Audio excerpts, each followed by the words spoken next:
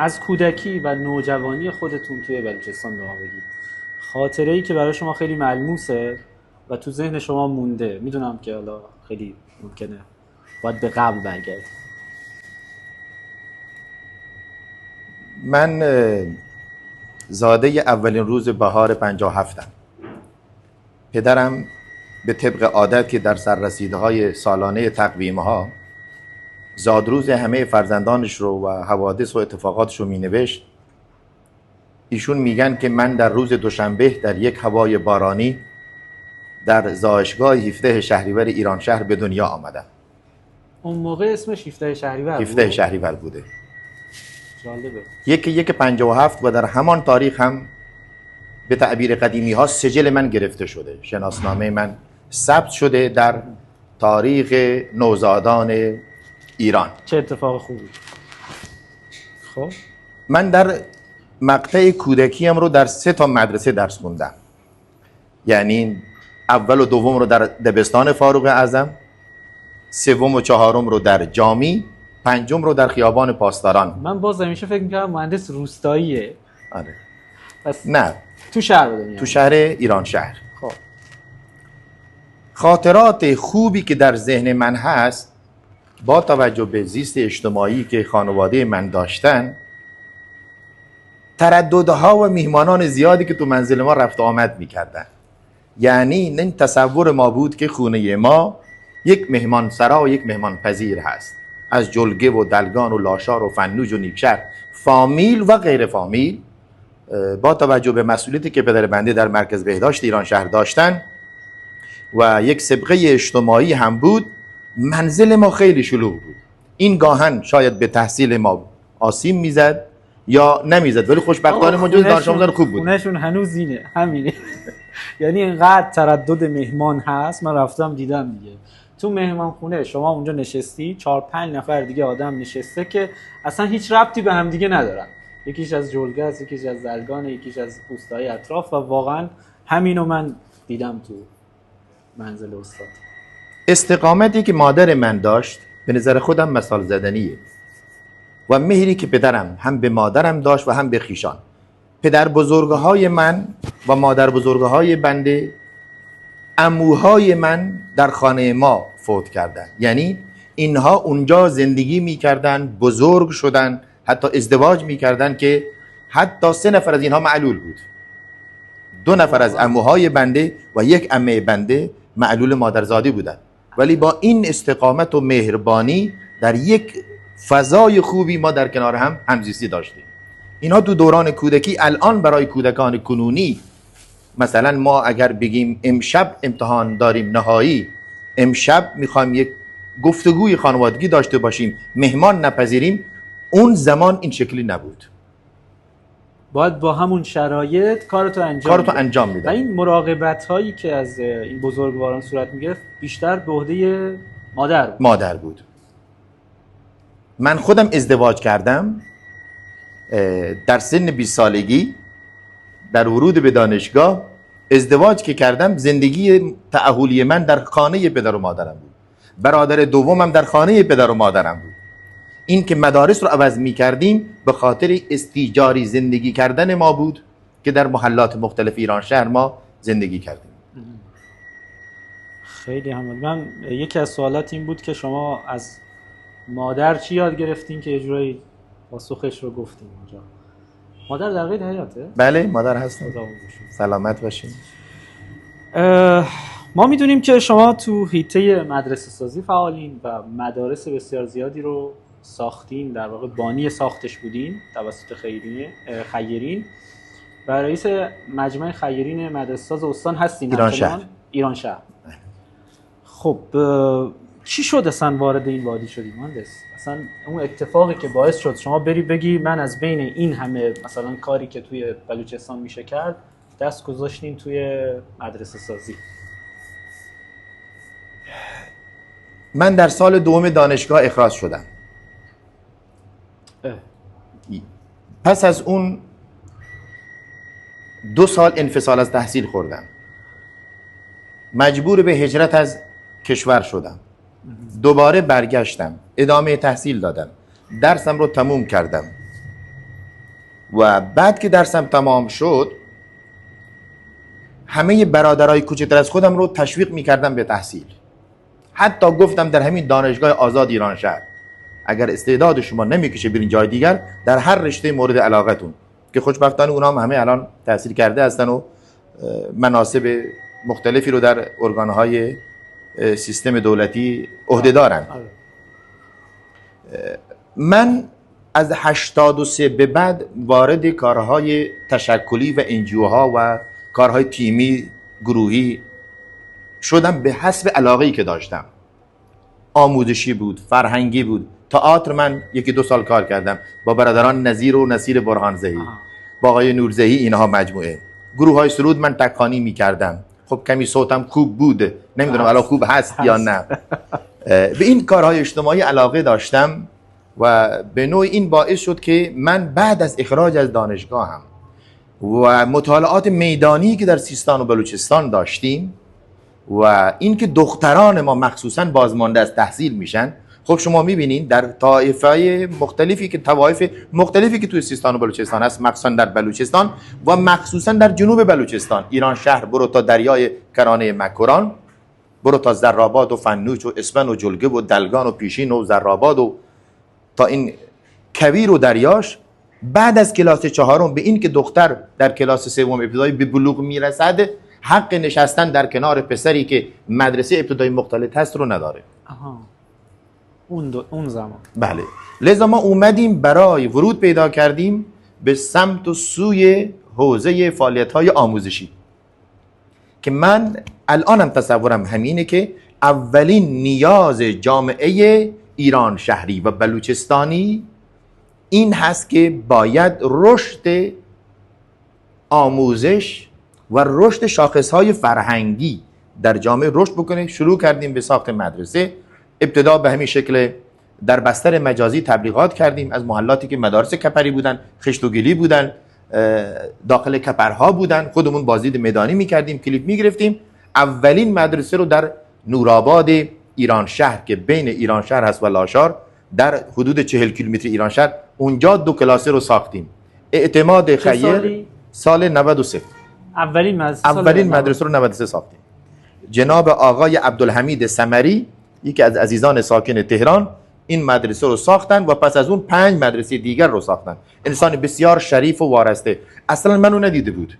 در بستر مجازی ما با هم آشنا شدیم و این مدرسه رو ساختیم و منتج به این شد که امروز ما بالای 130 تا مدرسه رو تونستیم در سیستان و بلوچستان، از خاش تا ایرندگان تا سراوان تا مهرستان تا چابهار و فنوج به سمت جنوب منهای زاهدان و زابل ما اینها رو ساختیم. بسیار هم. شما در حیطه مدرسه سازی، یعنی تمرکز بیشتر روی مدرسه سازی، من میدونم کارهای دیگه هم در کنارش دارین انجام میدین. به عنوان فعال این حوزه، وضعیت مدارس الان با 10 سال گذشته تفاوتی کرده و این تفاوت چطور بوده از نظر شما؟ چه مزایا و معایبی داشته؟ بعد از رونق رسانه‌ها و شبکه‌های اجتماعی ما همیشه به صدا و سیمای ملیمون نقد داریم. به هر حال وظیفه و رسالت رسانه نمود معضلات و آسیب‌ها و حتی خوبی‌ها، فرصت‌ها، چالش‌ها، بهبودهای اجتماعی، حوزه سلامت، حوزه آموزش، اینا هست. مردمان شمال و مرکز کشور از زیست بوم اجتماعی بلوچستان اطلاع کافی و وافی نداشتن. بستر فضای مجازی این لباس و پوشش ما رو، آیین‌های ما رو، ارزش‌های ما رو، فرهنگ‌های ما رو، آداب ما رو، سنن ما رو معرفی کرد. از این حیث ما مدیون واتس اپ و اینستاگرام و فیسبوک و اینا هستیم که تونستند فعالان رسانه‌ای و فعالان اجتماعی از این رسانه جهانی به نحو مطلوبی استفاده بکنن. فضاسازی آموزشی بعد از دهه 90 اوج گرفت در سیستان و بلوچستان. ورود خیرین به فضای مدرسه سازی، خوابگاه ها، سلف ها، سالن های ورزشی، حقا و انصافا 70% سازه های آموزشی ما رو الان هم که با هم صحبت میکنیم این رسالت رو خیرین گرامی انجام میدن. اکثر اینها خیرین غیر بومی هستند. خیرین 99% خیرین غیر بومی هستند که در اصفهان و شیراز و تهران و تبریز و این مسائل دارن زندگی میکنن. یک چیزی که الان در فضای منهای فضای آموزشی هست توی مدارس ما، من به بچه هم الان همین احساس رو دارم، فضای درونی، اون محتوا و کالبد درونی کلاس درس، حیات مدرسه، اون فضای بازی، اون فضای انعطاف، اون شور و شوقی که ماها اون موقع درس میخواندیم، شماها میخواندین، یک نسل قبلتر میخوانده، فضای حتی درس خواندن شاید نیست. اینجا آمار نشون میده. من دیشب یک آمار رو نگاه کردم، میانگین معدل در هر سه رشته نظری بین 9 تا 12 در کل کشور. اگر این رقم رو ما ریز کنیم در سیستان و بلوچستان، در ایران شهر خودمون، در همین حاشیه ایران شهر، در ابتر و در دامن، در بنپور، در بزمان و دلگان، این ممکنه بیاد به بین 5 تا 7 برسه. ما میگیم در کنار مدرسه سازی، نهضت مدرسه یاری که شروع شده، فضای مدرسه باید فضای دانایی باشه، فضای محتوایی درونش. این باید به نظرم یه تغییر خاصی نیاز داره برای رونق دانش آموزان منطقه. مهندس راجع به رسانه گفتم، من یه چیزی یادم اومد گفتم بگم. سال 94 ما رفتیم جشنواره شهید مطهری تهران و یک جشنواره شهید مطهری تهران مال حوزه علوم پزشکی بود. رفتیم اونجا، آقا یه غرفه به ما داده بودن به عنوان دانشگاه علوم پزشکی ایران شهر. و اونجا خب فرایندهایی بود که و دستاوردهایی که دانشگاه داشت رو ما برسه گذاشته بودیم. باور کنید سوال اکثر آدم‌هایی که می اومدن اونجا این بود که ایران شهر کجاست. حتی ما در با این نام زیباش، آره، حتی چند جایی توضیح دادیم آقا ایران شهر تو بلوچستانه. چند نفر از ما پرسیدن بلوچستان کجاست. این مال قبل از ورود در واقع این شناخت از بلوچ‌ها در فضای مجازی، فراگیر شدن در واقع فضای مجازی. از این حیث واقعا کمک کرده به معرفی استان سیستان و بلوچستان و ظرفیت‌هاش. این همه کارهایی که در واقع تا الان شده قطعاً چالش‌های زیادی داشته برای مجموعه شما و خود شما. اون چالش‌ها چیه و از بین این مشکلات و موانع و چالش‌ها کدوم از همه الان مهم‌تره؟ کدوم واقعاً حالت بحرانی به خودش گرفته؟ خب سر و کار داشتن با سازه و ساختمان و فضاسازی و معماری و بنایی خودش یک پروسه سختی هست. شما بخواید یک خونه برای خودت بسازی 2 سال 3 سال درگیر این مهم میشی، از لحاظ تعریف ریالی، بودجه بندی، نقشه، فلان تیپ سازه، مخصوصا این بیاد به یک فضای آموزشی بشه، با معماری و سبک تیپ نوسازی مدارس باید ساخته بشه. بیشترین چالش هایی که تو این حوزه هست، ما تو اکثر روستاهای دورافتاده در تامین آب و برق با مشکل مواجه بودیم. یعنی آب خود مردم روستا چاه بوده، ما حوضچه زدیم، تانکر آب بردیم. گاهن پیش اومده ما از مرکز یک شهرستان برای همون نورآباد که در 40 کیلومتر ایران شهره، من تا ساعت 4 نیروگاه بودم، 4 تعطیل میکردم، وانتی رو اجاره میکردم. من و آقا متین پسر اولم که اون موقع راهنمایی بود، کوچک بود، می آمدیم با یکی از دوستانم به نام محسن شهلی‌پور، هنرمندیه، طبیعت دوستیه، می اومدیم بشکه ها و تانکرها رو پشت وانت پر می کردیم، می رفتیم تخلیه می کردیم، شبها دیوارا رو آب می زدیم، برمی گشتیم. مسئله چالش دوم اینه که با وجودی که ما بلوچ‌ها آدم‌های مهمان نواز و مهمان پذیری هستیم، فرهنگ کار خیر و فرهنگ کار اجتماعی برای خودمون یک معضلیه. چرا؟ اونا میگن مدرسه رو با دولت بسازه، خانه بهداشت رو دولت بسازه. چون نمیسازن اونها گاهن ما رو نمایندگان دولت میدونن. میگه چون شما نماینده دولتین، چشمتون کور، دندتون نرم، بیا اینجا بنایی بکن، آب بزن، حوض بیار، تانکر ببر، تانکر بیار. به ما چه؟ وظیفته. و بعضی از دستگاه‌های متولی تو حوزه آب و برق هم گاهن تأخیر میکردن، هنوزم تأخیر میکنن در امداد رسانی به ما و مجموعه خیرین یا به مجامع خیرین مدرسه ساز، در کنتور آبش، کنتور برقش، جاهای متعددی باید شما رصد کنی، پیگیری بکنیم. این چالش ها گاهن ما رو، خیرین رو ناراحت میکرد، خیرین رو ناراض میکرد، ماها رو گاهن خسته میکرد. ولی خب خدا رو شکر با توجه به ارتباطات منظم و مکرر و مستمری که در این حوزه ما داشتیم به مشکل چنان حادی بر نخوردیم که قابل حل نباشه. خیر، تا همین مدت پیش مدرسه رو ما در روستای دامن 2 سال پیش یک از پزشکان از آمل به نام سنا و دختر دیگرشون این مدرسه رو ساختن. این هفته پیش رئیس مدرسه زنگ زد که هنوز کنترل برق من ندارم. من فوری تماس گرفتم، ارتباط گرفتیم، فیشاشو پرداخت شد، مدرسه برقدار شد. یعنی من میگم که گاهن معلمین ما، سیستم آموزش پرورش ما، من نباید دیگه پیگیر کنترل آب و برق و گاز مدرسه باشم. وایت بورد، سیستم آموزش پرورش، ماموریت‌های پشتیبانی و معلمین و دهیاران و شوراها باید بیان پای کار تا اینکه این عدالت آموزشی که الان دولت وفاق آقای پزشکیان دنبالش هست هرگز محقق نخواهد شد. من همیشه میگم وفاق ملی در ذیل اون وفاق قومی منطقه‌ای اول شکل بگیره، یعنی همه اقوام ایرانی خودشان را بر مبنای هویت ایرانی بدانند و این مناطق بر مبنای یک وفاق منطقه‌ای شکل بگیره، جغرافیایی، تا اینکه زیر ساخت آماده شد برای یک وفاق ملی و به تعبیر دیگر از دوستان اون آشتی ملی، اون تعاون، اون همیاری که در نژاد ما آریایی ها و در ژن ما بلوچ ها، کرد ها، لور ها، عرب ها، گیلک ها، فارس ها هست، اون احیا بشه.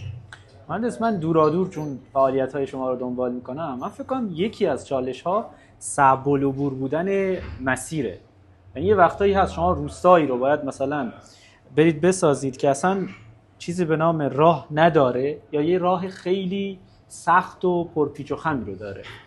این درسته. موضوع هم دقیقاً اکثر مدارس کپری ما، خشت و گلی ما، سنگی هایی که در دهه 50 و 60 ساخته شدن در مناطق صعب العبورن یا گاهن اشایری هن. حتی ما در منطقه آهوران و منطقه به نام لاشارکاهی که بهش میگن در حوزه قصرقند و نیکشهر و آهوران و چانف، شخصیتی به نام آقای یوسف ارباف که همکار و همیار ما هست، مؤسسه صابرین رو در سراوان مدیریت میکنن، ایشون با توجه به این معضل راه ساختن. یعنی بر اثر اتفاقی که یک مادر باردار فوت کرده بود در آن روستا، ایشون از اون صحنه کلیپ گرفته بود، این کلیپ رو رسانه‌ای کرد، ارتباطاتی که منظم و مرتب و معتمدانی که ایشون خلق کرده بود و یک شخصیت واقعا وارسته‌ایه. اون جاده رو ما ساختیم و الان اونجا جاده ساخته شده، اونجا خانه بهداشت ساخته شده، مادران باردار، پسران، کودکان، خانوارها از شاخص‌های بهداشت رسانه فعالی هم داره. رسانه فعالی داره. تو این اینستاگرام خیلی ما بوده در یک روستای به نام مدوحی در منطقه فنوج، یه روستایی هست از لب جاده تا اونجا 12 کیلومتر بیشتر نیست، فکر میکنم اگر اشتباه نکنم 12 یا 22. ما مثلا بار آجر رو با 10 تن بردیم، وسط راه تخلیه شده. ادامه راه نیسان بردیم، باز نیسان تخلیه کردیم. ادامه راه رو با گاری ما و بچه ها یا با اسخای میکنم الاغ و شتر مردم محلی بردن تا ارتفاع که اونجا در روی تپه ما مدرسه رو بسازیم. یکی از بانوان فرزانه به نام خانم رهبر و خانم زاره مادرشون و این دختر این مدرسه رو اونجا ساختن. قبلا هم مدرسه ساخته بودن. اینقدر با مشقت از گاهنکارها، ما مردم عادی، رسانه ها، حتی مسئولین زمانی میان فضا رو میبینن که آماده قیچی کردنه. از این فراینده که ما رو در تصلیح اراضی کمک بکنن، روستا رو کمک بکنن، خیلی جاها ما ساختیم. مردم محلی میگفتن تا الان هیچ مسئول دولتی رو ما تو این روستا ندیدیم، به چشم ندیدیم. خب دغدغه ها زیاده، وسعت زیاده، پراکندگی جمعیت زیاده، مناطق پراکنده هستن، صعب العبورن، شاید هم نرسیدن دوستان خدمتی انجام بدن. ما نمیگیم که کسی خدمت نکرده، ولی همچنین جاهای حساسی ما رفتیم کار کردیم. توی حرفاتون اسم میبردین از کسانی که این مدرسه ها رو میساختن. چی میشه یه نفر میاد مثلا به نام دخترش، به نام همسرش میاد یک ساختمونی رو یه مدرسه ای رو اهدا میکنه میسازه. یعنی اینا مواجهه شما با این آدم ها چجوری بوده؟ به قول فیلسوفان اینها به یک معرفت شناختی از خود رسیدن. اول در خیشتن خودشان، در ضمیر خودآگاه خودشان به این درجه از وسعت دید و بینش و آگاهی رسیدن که این سرمایه های مادی من، این پول من، این ریال من اگر تبدیل بشه به یک سرمایه معنوی، به یک سرمایه معنوی و این گلازین بشه به نام دخترک یا پسرک من یا مادر من یا پدر من یا خود من، این در تاریخ ماندگار خواهد شد. خیلی از دوستان میگه اینا به خاطر معافیت مالیاتی میان. آقا اشکال نداره طرف بیاد مالیاتش رو در این حوزه هزینه بکنه که صدها نفر دختر پسر در آینده سکانداران علم و دانش و آگاهی این مملکت بشن. ولی خدا رو شاهد میگیرم کسانی که از ما و امضای معافیت مالیاتی خواستن شاید 5%. یعنی حتی پیگیر اون معافیت مالیاتی نشدن. جدی؟ خدا رو شاهد میگیرم. من خودم جز کسایی بودم که فکر می‌کردم اینا بیشترشون ما در کنار منزل یک میلیاردر بلوچ، در کنار منزل یک میلیاردر بلوچ یک بانوی بازنشسته شهرستانی 230 میلیون تومان پول پاداش فرهنگیانش رو آورد سه کلاسه ساخت. متشکرم. این یعنی چی؟ اون آقایی که از جنس ماست متوجه نشده تا الان که این سازه ها مانا نیست. مدارس هم در یک زلزله تخریب میشن، اما نام نیکو گر بماند زادمی به کزو ماند سرای زرنگار. ماحصلش ماندگارتره. این ماندگاره. این یک عشق درونی میخواد. عشق درونی. 70%شون غیر بومی هن شما گفتین یا بیشتر؟ 90%. 90%. بیش از 90%. چرا ما کمک نمی‌کنیم؟ چرا من اگه سرمایه دارم نمیدم به شما مدرسه بسازی؟ ببینین حتی این در واقع دیدگاه شماست. بله.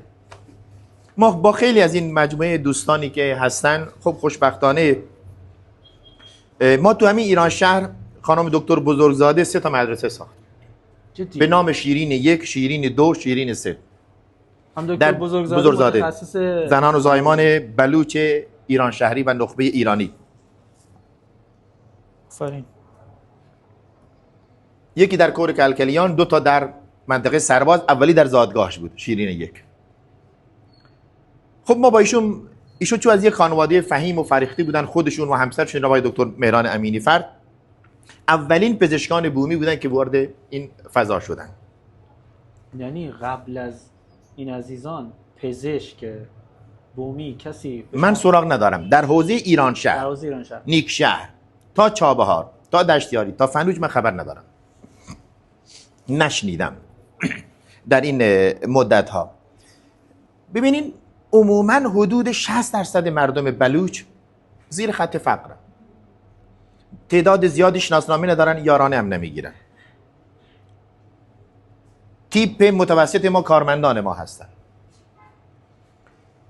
تیپ سرمایه‌دار ما و پولدار ما چه در حوزه دریا، چه در تجارت، چه در مرز، چه در داخل شهرها، به نظر من به اون اقناع نرسیدن که کار خیر یک بستری هست که برای آیندگان این سرزمین مثمر ثمر بشه. حتی به نظر خود من بعضی از روشنفکران و تحصیل کردگان بلوچ و سیستانی ما و دیگر اقوام هم به این تز رو دارن که این وظیفه دولته. پول ما دادن در مدرسه حرام کردن پول هست و این اختلاس هایی که هست، این فساد هایی که تو سیستم اقتصادی گاهن شکل میگیره، میگه وظیفه اوناست، اونا رو بیان اینجا بدن هزاران مدرسه بسازن. چرا کودک، من اینو همیشه میگم، کودک همسری، یعنی من این همیشه میگم یکی از افتخارات مجموعی کسانی که تو حوزه مدرسه سازی این بوده که ما جلوی کودک همسری رو گرفتیم. کودکی که کلاس 4 قرار بوده به عقد یک انسان دیگر در بیاد، عقد رسمی ها، نه که ما میگیم حرامه، فقر و نداری خانواده، به خاطر فقر نداری خانواده خیال خودشون رو راحت بکنن، خب 700 800 از اینا رو تقریبا تو این 130 خورده مدرسه فقط ما جا دادیم بهشون. جان اینها نجات پیدا کرده. این یعنی جان این خونه رو دادین بهشون؟ نه خیر، آوردیم سر کلاس درس. آها. آوردیم در کلاس درس. طریق البته ما برای ایتام هم در سیل دشتیاری، در طوفان گنوی بمپور، در منطقه پیشین سر جمع حدود 100 خورده خونه هم ساختیم. 40 متری 50 متری برای این خانواده که ایتام هستن. به نظرم این باید بیشتر صحبت بکنیم. یعنی ما اول باید قشر تحصیل کرده رو به این اقناع برسانیم که همه کارها رو دولت ها انجام نمیدن. مخصوصا دولت ما که با چالش اقتصادی تحریم هاست، جنگ اقتصادی هستیم. تو این بره از زمان ورود شخصیت های علمی، چون شماها مجموعه های دیگر، پزشکان، مهندسین، پیراپزشکان، پرستاران، معلمین، فرهنگیان، هنرمندان، ورزشکاران، چقدر زیباست. من اینو بارها میگم که در این صفوف اول باید این قشر نخبه باید بشینه. هایی که به از طریق خیرین وارد میشه، خیرین بومی، یعنی تا جایی که من میدونم صرف ساخت مساجد میشه. یعنی تصور اکثر بومی های ما اینه که اگر ما توی مسجد بیایم سرمایه گذاری کنیم، بالاخره یه نفر میاد اینجا نمازی میخونه، ثوابش میرسه به ما. خب این یعنی من میخوام بگم چالش های عقیده‌ای و مذهبی هم پشت این مسئله هست. بله. شما تو این زمینه چیزی برخورد کردین؟ با اینکه میدونم قاری بسیار خوش صدایی هستین، یه دستی به آتش دارن. والا خود خدا تو قرآن میگه که این اولین خانه‌ای هست که به نام من ساخته شده، یعنی مکه. و میگه مبارکن، خانه مبارکی است، از خشت و سنگ و گل. اما شاعر پارسی میگه دل به دست آور که حج اکبر است، از هزاران کعبه یک دل بهتر است. بنای مساجد همان خانه های مبارک خداوند هستند. به دلیل نفوذ قشر مرجع به نام علما، روحانیون در جامعه و تلاش هایی که اینها برای قضایای مذهبی و فکری و اندیشه‌ای خودشون و شریعت اسلامی انجام دادن، اعتماد مردم رو جلب کردن. گاهن در فرآیندهای سیاسی اجتماعی هزینه هم دادن. مردم کار خیر رو بیشتر میگن که آقا ما در این مسیر، حالا که خدا واقعا به صدقه نیاز نداره. یعنی خدا الله الصمد همین معناست، همین مستوا رو داره که او بی نیاز هست. اگر در یک روستایی 50 خانواری یک مسجد داریم کافیه. به نظر من ورود به فضای ساخت مسجد دوم خطاست برای 50 خانوار، حتی برای 100 خانوار. در شرایط کنونی دینگریزی و حتی بعضی از فرزندان ما الان دین ستیز شدن، خدا ناباوری، آتئیسم، پوچگرایی، نهلیسم، اسمهایی که امروز دختران و پسران ایرانی و بلوچ ما هم از خانواده های خود مذهبیون بیرون شدن، شمشیر کشیدن علیه مذهب و دین زیاد شده. به این دلیل که اون زیر ساخت فکری اندیشه‌ای، قرآن کلمه خرد رو به کار میبره. اولوالالباب یعنی صاحبان خرد. خرد برتر از گوهر آمد پدید، همینه. یعنی خرد از الماس و گوهر، خرد از علم بالاتره. خرد یعنی حکمت، یعنی اون عمق دانایی. اینجاست که به نظر خود من اگر الان علما هم کمک بکنن، چون تریبون دارن، در این تریبون های نماز جمعه که هستن و معتمدین و ریش سفیدان که 3 تا مرجعن در سیستان و بلوچستان و نخبگان اجتماعی که در یک گذار سیاسی اجتماعی هستیم، به نظر من پرچم رو نخبگانم به دست بگیرن، بیان وارد این قضیه که مردم رو به این سمت و سو بیارن. که تا الان ما بعضی جاها موفق بودیم علما رو همراه کنیم، ریش سفیدان و معتمدین، بعضی جاها نتونستیم. تغییر رویه ایجاد شده واقعا. آدم تا در حدودی 10 سال اخیر داره میبینه بله. که خیلی همکاری ها بهتر شده.